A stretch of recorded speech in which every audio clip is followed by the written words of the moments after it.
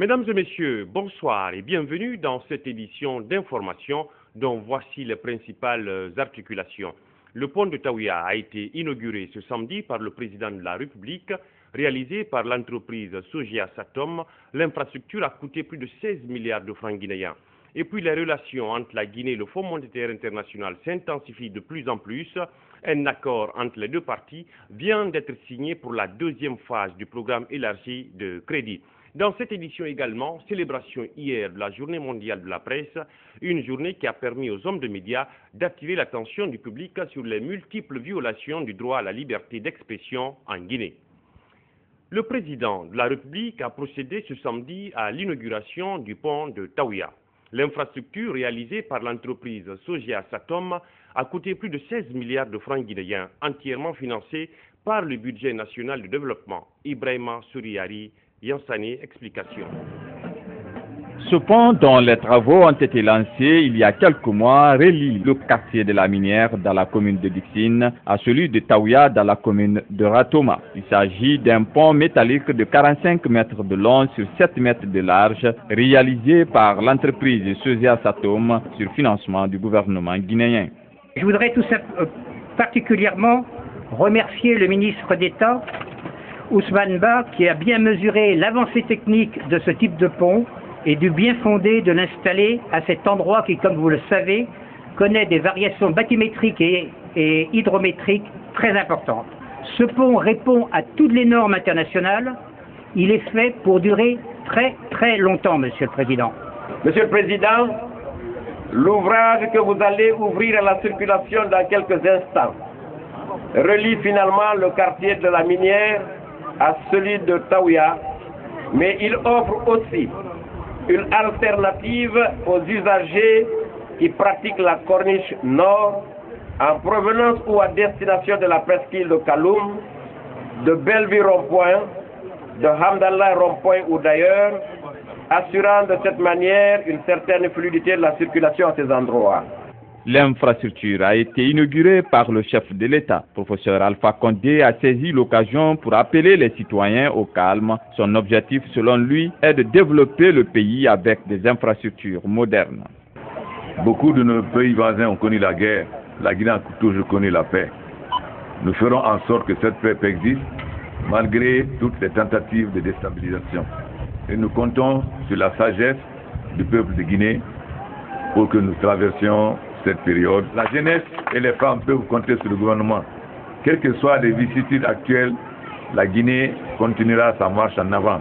Le changement est irréversible et quoi qu'il arrive, ce changement aura lieu. La réalisation du pont de Taouya s'inscrit, dit-on, dans la politique de désenclavement des quartiers de Conakry, un programme lancé à travers le bitumage des voiries urbaines dans les 5 communes de la capitale. La coopération entre la Guinée et le Fonds monétaire international se fortifie davantage. Les deux parties ont signé ce vendredi un accord pour la deuxième phase du programme élargi de crédit. Un accord qui confirme la confiance du FMI aux réformes entreprises par les autorités guinéennes dans le cadre de la croissance macroéconomique. Fanta Conté. Le souci majeur aujourd'hui des autorités guinéennes est de favoriser la croissance économique.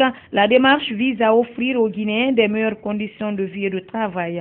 C'est justement dans le cadre de la deuxième phase du programme élargi de crédit et l'accord sur la lettre d'intention adressée par la Guinée au FMI qu'intervient cette signature. Il s'agit de formaliser l'accord avec le FMI pour la deuxième revue du programme dans lequel nous sommes actuellement, la facilité élargie de crédit. D'abord, de manière peut-être plus terre-à-terre, ça va apporter quelques devises à la Banque centrale. Il y aura environ 18 millions de DTS qui vont être débloqués pour la Banque centrale pour l'appui à ces réserves de change. Mais surtout, cela conforte la confiance que les partenaires ont en nous. Et cette confiance témoigne que la Guinée continue les réformes de manière régulière, mais de manière déterminée. Quant à l'émissaire du Fonds monétaire international, il a félicité et encouragé les autorités guinéennes pour les efforts consentis pour l'atteinte de l'initiative à PPTE. C'est un sentiment de satisfaction que j'éprouve aujourd'hui. Satisfaction pour la qualité de la coopération entre le Fonds monétaire international et le gouvernement de la Guinée. symbolisée aujourd'hui par la signature de la lettre d'intention du gouvernement guinéen, qui décline les politiques économiques et financières pour l'année 2013 que le gouvernement entend mettre en œuvre et que le Fonds monétaire souhaiterait supporter. Je voudrais dire qu'à ce niveau, il s'agit d'un accord entre le gouvernement et les services du Fonds monétaire. Nous aurons une approbation formelle par le conseil d'administration du Fonds monétaire le 20 mai 2013. Donc ce sera l'approbation de la seconde revue du programme qui en fait consacre une année de mise en œuvre satisfaisante du programme économique et financier soutenu par le Fonds monétaire. Aziz Wan a également exhorté les autorités à tout mettre en œuvre pour améliorer le climat des affaires, surtout en ce moment où le pays connaît des manifestations de l'opposition. Les militants et sympathisants de l'UFDG se sont retrouvés ce samedi, comme d'habitude, au siège de leur parti ici à la Minière. La rencontre, qui intervient 2 jours après la marche de l'opposition dite républicaine, visait à faire le point sur la situation sociopolitique en cours dans le pays. Mamadi Kamisoko. C'est une assemblée générale ordinaire, pas comme les autres au siège de l'UFDG ce samedi. La particularité est qu'elle se tient au moment où des affrontements sont signalés dans plusieurs endroits de Conakry entre jeunes se réclamant de l'opposition et les forces de sécurité. Affecté par des morts enregistrés dans les rangs de son parti, Selou Dalein Diallo a présenté ses condoléances à la famille UFDG avant de présenter les victimes comme des héros morts pour la démocratie. Nous avons perdu 4 militants. Des jeunes qui ont été fauchés, arrachés à l'affection du parti et de l'opposition républicaine et à leur famille. C'est vraiment triste pour notre pays. C'est des héros qui sont morts pour la démocratie. Ils sont morts d'injustice. Le président de l'UFDG a ensuite invité ses militants à resserrer les rangs derrière le parti dans l'instauration d'une démocratie réelle et participative en Guinée. Je veux vous demander de garder le calme, il faut le courage, il faut la détermination. Donc soyez mobilisés. Inch'Allah, on va mener le combat jusqu'à la victoire. Au cours de cette rencontre, 1 minute de silence a été observée en mémoire aux victimes de ces derniers jours. Des prières ont aussi été dites pour la bonne marche de l'UFDG. Par ailleurs, la Commission électorale nationale indépendante proroge la date de dépôt des dossiers de candidats aux élections législatives. C'est la substance d'un communiqué rendu public par l'institution en charge d'organiser les élections et les référendums en Guinée. Pour nous donner plus de détails sur les raisons de cette décision, nous avons en ligne Yaya Khan, le directeur des opérations de la CENI. C'est à la demande avec quelqu'un des partis politiques et des autres acteurs, même les partenaires, ont jugé nécessaire de donner un peu de temps supplémentaire aux partis politiques qui étaient en retard par rapport au dépôt de leur dossier. Bon, donc ça va jusqu'au 8. Et alors où je vous parle, il y avait 76 listes nationales, dossiers déposés et 21 dossiers de candidature en ligne nominale. Comme tout dépôt de dossier de candidature, il y a des problèmes.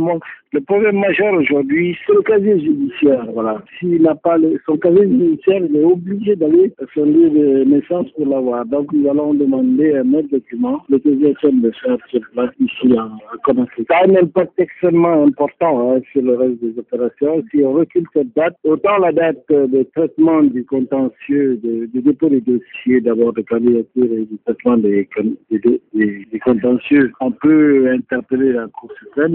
Monsieur Yakan, est-ce que la date pour l'enrôlement des électeurs sera aussi prorogée? Pour ce qui est de la révision, on est obligé d'abord, pour justement viser le mur de méfiance par rapport au système, on est obligé d'envoyer les index, un fichier à une société à l'étranger pour faire le même travail de dédoublonnage qui est fait localement, afin d'aller à la recherche des doublons. Donc ce travail va prendre du temps et comme ça ne se fait pas localement et nous l'avons voulu comme tel, on va contrôler à la fois les doublons par le système Paris, mais également par le système DETES, puisque c'est la société qui a été retenue sur 3 candidats qui ont répondu à notre appel d'offres pour faire le dédoublage multibiométrique externalisé. Pas à Conakry, donc et même pas en Afrique. Si jamais on décalait la date du mai, ça va avoir un impact sérieux sur tous ces traitements de contrôle voulus par la classe politique et actés par la CENI lors de sa plénière du 29 mars dernier. Sur un tout autre plan, les journalistes guinéens ont célébré jeudi la journée mondiale de la liberté de la presse, une occasion mise à profit par les hommes de médias d'attirer l'attention du public sur les violations du droit à la liberté d'expression, mais également de se rappeler de plusieurs célébrités de ce métier. Sarang Kamara pour plus de détails. L'établissement, le maintien et la promotion d'une presse pluraliste et indépendante, mais surtout mettre l'accent sur l'importance d'une presse libre pour le développement et la préservation de la démocratie au sein d'un État, c'est l'objectif principal de cette journée.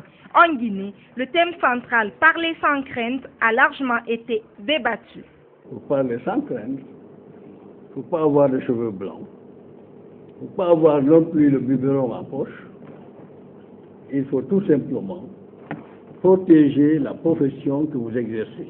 Pour protéger cette profession que vous exercez, il faut faire de la profession de journaliste une profession forte, digne et noble.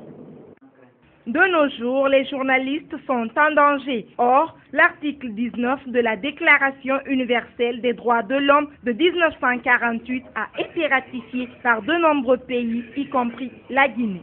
Il s'agit ici de la liberté de la presse qui permet à tout citoyen de pouvoir quand même recueillir, de pouvoir diffuser et de pouvoir exprimer le plus clairement possible ses opinions.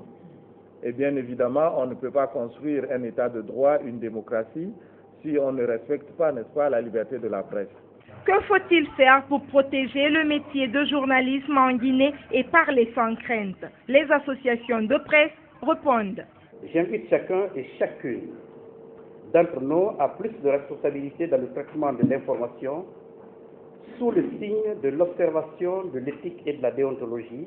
Depuis un certain temps, les journalistes sont devenus des cibles à abattre. Et la plupart du temps, à l'aéroport et au palais Sékou-Touréa, les journalistes ils sont violentés quand ils viennent pour couvrir les activités du président de la République. Et cela n'est pas acceptable. Je pense que nous devons justement interpeller le gouvernement. Le gouvernement a fait respecter les conventions, n'est-ce pas, tous les textes internationaux que la Guinée a ratifiés. Il faut, au niveau des organes de presse, favoriser l'émergence vraiment de véritables entreprises de presse, que les vrais professionnels de la presse s'investissent dans le secteur. Il faut aussi sensibiliser les forces de défense et de sécurité sur la nécessité vraiment de protéger les journalistes, que l'autorité de régulation des médias, que ce soit le CNC ou la haute autorité de la communication à venir, soit vraiment un avocat des journalistes et non un procureur qui enfonce les journalistes même qui soient en difficulté. La transparence et la bonne gouvernance passent aussi par la liberté de presse. Elle représente pour les sociétés la garantie d'une véritable justice. Conflit domanial, on en parle dans cette édition. Au quartier Manquepa, dans la commune de Kaloum, une concession familiale fait l'objet de litiges entre les familles Kamara et Lawson. Selon les informations, le litige aurait été tranché par les juridictions de la place, mais l'application de la décision judiciaire poserait problème. Aguira Touba. C'est un bâtiment construit sur la parcelle numéro 19 du lot 69 du plan cadastral de Conakry qui se trouve au centre des différends entre la famille de Mamadou Kamara et celle de feu Samuel Lawson. L'un des petits-fils de la famille Kamara aurait été pris à partie ce vendredi par des loupards recrutés par la famille Lawson lorsqu'il est venu réclamer les clés de la concession. Il explique son calvaire. Ce matin, on était venu pour récupérer notre maison du quartier Manquepa. Et la dame a appelé les loupards pour venir nous frapper. C'est en cet instant aussi, on a pu consulter le chef de quartier. Et j'ai été frappé, ça fait 2 fois comme ça. Pour la première fois, j'ai été voir monsieur le ministre Christian Sow de la Justice. Et lui nous a dit de nous donner 72 heures qu'il va chercher une solution. Et la dame était complètement expulsée de la maison et il appelle la dame pour réintégrer encore. Rencontrés pour donner leur version des faits, les membres de la famille Lawson n'ont pas voulu s'expliquer. Par contre, un des membres de la famille Camara s'en défend. Disons, ça fait 40 ans de cela. C'était des amis entre le feu Lawson, Samuel Lawson, et le feu Mamadou Camara. Samuel Lawson est tombé malade en disant à mon grand-père, Mamadou, je te dois beaucoup d'argent. Je n'ai plus d'argent maintenant parce que le monsieur ne réside pas en Guinée, c'est un Togolais. Il avait une femme qui s'appelle Siran Lawson qui n'a jamais fait d'enfant pour le monsieur. Le gars est décédé. Mon grand-père dit maintenant, madame Lawson, je ne vais pas vous faire déloger.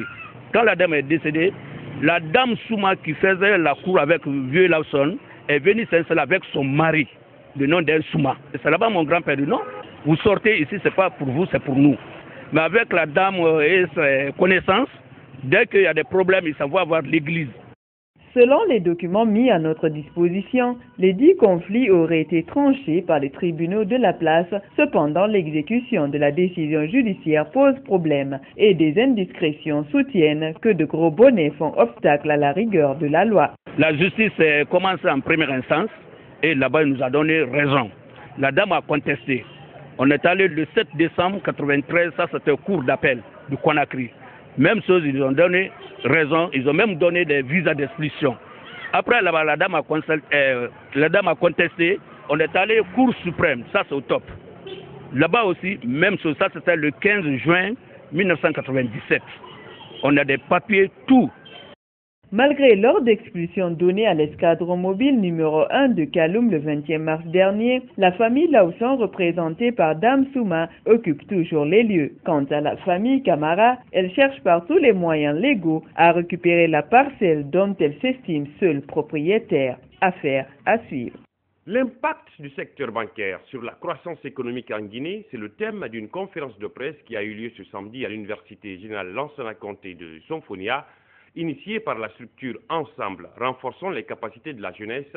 La rencontre avait pour objectif de mieux outiller les étudiants dans ce domaine, mais aussi d'informer les citoyens sur le rôle et l'apport des banques primaires sur le niveau de vie des Guinéens. Yao Bachira. L'impact du secteur bancaire sur la croissance économique de la Guinée, voilà la thématique développée ce samedi à l'Université générale Lansana Conté de Sonfonia. Proposée par l'ONG Ensemble, renforçant les capacités de la jeunesse, le thème a suscité assez d'intérêt pour les étudiants du département des sciences économiques. Le conférencier est tout d'abord revenu sur les fluctuations de la monnaie et le système bancaire guinéen durant les précédentes années. Ensuite, Dr Mamadi Bala Camara a expliqué aux étudiants la problématique liée à la faisabilité du thème. Une communication qui lui a permis de faire un parallèle entre l'apport des banques primaires dans la réduction de la pauvreté en Guinée, mais aussi le rôle que pourrait jouer la Banque centrale de la République de Guinée. Les banques sont dans un sens où leurs revenus s'amenuisent parce que les clients ne sont pas en réalité potentiellement, n'ont pas un pouvoir d'achat important. Les banques aussi donc sont dans un problème de ne pas les octroyer parce qu'il y a un problème de confiance et il y a un problème de revenus. Représentant le directeur général de la Caisse nationale de la sécurité sociale, Thomas Silla mesure à sa juste valeur la tenue d'une telle rencontre. Après avoir félicité et encouragé les organisateurs, il a souhaité sa multiplication avec la participation des spécialistes des réformes bancaires. Je vous encourage à continuer à organiser de telles rencontres parce que ça y va dans votre intérêt personnel aussi et ça va aussi dans l'intérêt de la nation. Par ailleurs, même si l'impact de la microfinance reste probablement limité, des études montrent qu'elle représente un outil important dans la lutte contre la pauvreté, d'où le choix de ce thème qui n'est pas fortuit. Actuellement, il y a plus de 14 banques primaires. D'accord.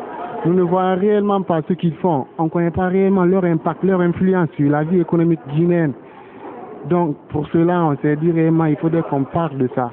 Il faudrait que les gens s'informent sur réellement ce que les banquiers font en Guinée.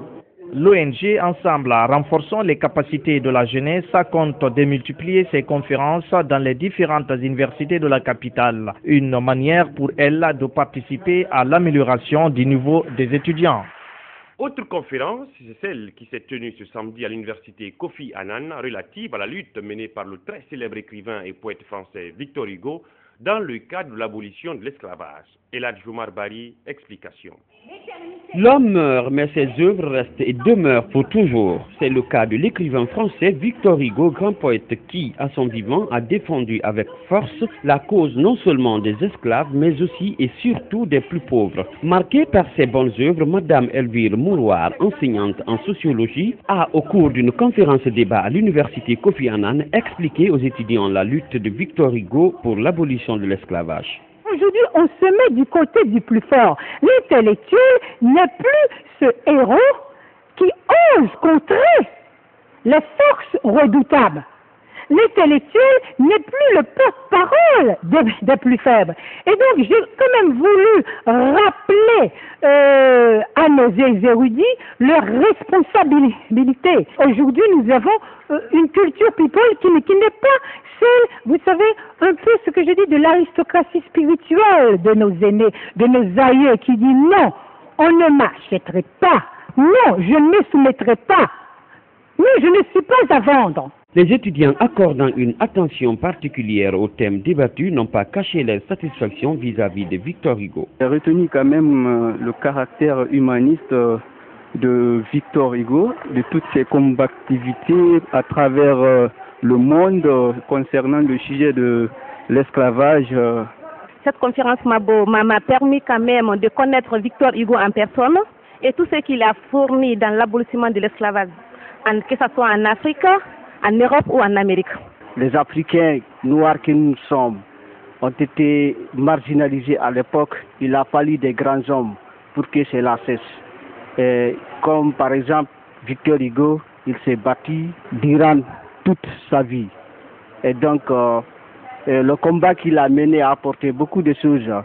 Aujourd'hui, si nous voyons que les Africains progressent, par exemple en France, dans les Haïti, dans les Martiniques et autres, c'est parce qu'il y a eu des grands hommes qui se sont battus. Par rapport à la conférence, j'ai été beaucoup plus impressionné et j'ai eu toute une série de leçons sur Victor Hugo. Je regrette qu'il n'y a pas eu beaucoup plus d'étudiants. Je regrette aussi qu'elle n'a pas aussi eu beaucoup plus de temps. La conférencière entend démultiplier très prochainement ce genre de conférences pour mieux renforcer les capacités des étudiants en connaissances littéraires.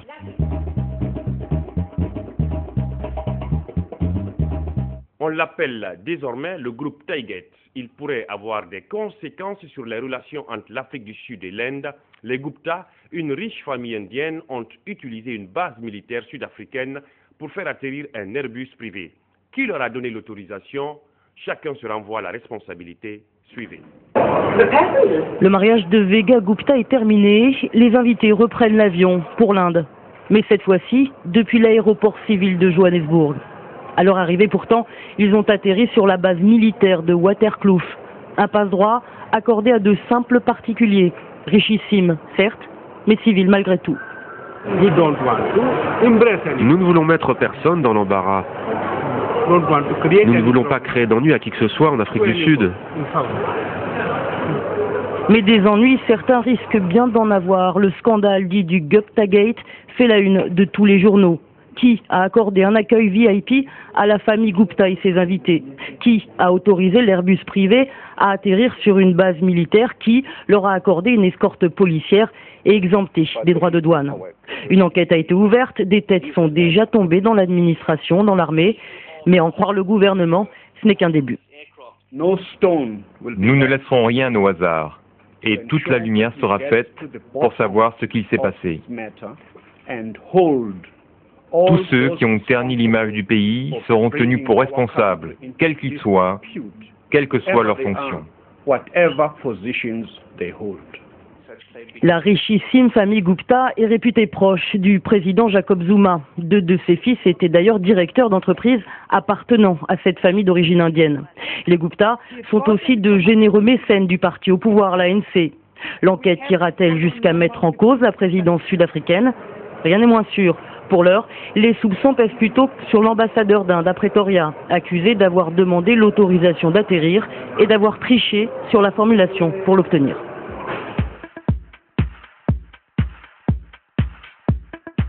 Aux États-Unis, l'incendie qui ravage le comté de Ventura a triplé de taille en quelques heures.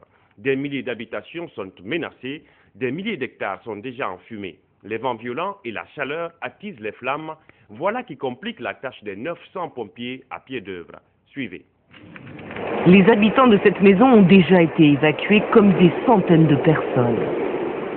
L'incendie a triplé de taille en quelques heures dans le nord-ouest de la Californie. Tout a commencé jeudi près de Malibu avec des feux de broussailles attisés par un vent très fort et des températures de plus de 35 degrés. Habitués à ce genre de spectacle, les Californiens sont néanmoins inquiets. En 2 jours, plus de 4000 hectares de maquis sont partis en fumée. Face à l'ampleur du brasier, la mobilisation est grande avec plus de 900 pompiers sur le terrain. Dans les airs, 8 hélicoptères et 6 avions bombardiers qui déversent des produits pour freiner la propagation de l'incendie. Le vent change sans arrêt de direction et ça nous complique beaucoup la tâche. C'est notre plus gros problème. Et il faut qu'on protège des flammes de nombreuses infrastructures qui sont menacées. Des maisons ont été endommagées et des véhicules détruits. Cet homme, qui vit dans le comté de Ventura, a eu de la chance. Le feu était tout proche de nos maisons. Les pompiers ont fait un boulot incroyable. On les remercie infiniment. Les autorités affirment maîtriser environ 20% de l'incendie qui ravage encore ce matin l'arrière-pays de Los Angeles. Dans l'actualité aussi, la Syrie, avec la découverte de 62 corps dans un quartier de Damas selon une ONG, un massacre qui s'ajouterait à celui de Beja jeudi dernier. Les États-Unis se disent horrifiés par cette violence, mais le président Barack Obama a écarté tout envoi de troupes sur le territoire syrien. D'autres rumeurs courent comme celle de ce raid israélien lancé sur la Syrie. Suivez. C'est une guerre hors champ et incertaine que l'on évoque à travers des images amateurs et non vérifiées. Ici, un pont suspendu près de Der el-Zor, détruit par les bombes du régime, affirme le commentaire. Quand l'actualité du jour, c'est cet hypothétique raid israélien sur le territoire syrien dans la nuit de jeudi à vendredi. L'information a été donnée par les médias américains. Israël a refusé de commenter, le régime syrien a démenti. Il parle, lui, d'un tir de roquettes rebelles sur l'aéroport de Damas. Mais une source diplomatique parle de la destruction de missiles solaires livrés par les Russes. Sur ces images d'explosion, la date au moins correspond. Cet universitaire israélien, spécialiste du Moyen-Orient, juge plausible l'intervention militaire.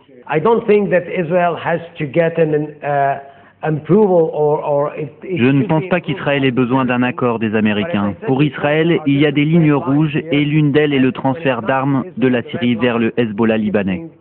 Hors champ encore ces rumeurs de massacres dans la région de Banyas, dans le nord-ouest du pays. Sur le web circulent de dures images de cadavres. Au moins 50 personnes auraient été exécutées sommairement jeudi dans le village de Baïda, affirme l'opposition, et au moins 60 vendredi dans un quartier de Banyas. Ce sont des zones sunnites, dans une région majoritairement alaouite, et que l'on présente comme le dernier réduit du régime si celui-ci venait à vaciller. Mais le régime ne vacille guère. Bachar al-Assad est toujours aux commandes à Damas et pour le prouver préside des cérémonies. Ce samedi, des centaines de familles quitteraient les quartiers sunnites de Banyas. Elles craindraient un nouveau bain de sang. C'est tout pour ce journal. Merci de l'avoir suivi. L'info, c'est aussi notre site www.evasionguinee.info. Bonsoir chez vous.